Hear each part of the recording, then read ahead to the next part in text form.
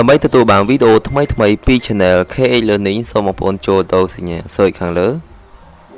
បងប្អូនវាយពាក្យថា KH Learning អូខេ KH Learning คลิกនៅក្នុងនេះមកចុច play វីដេអូមួយ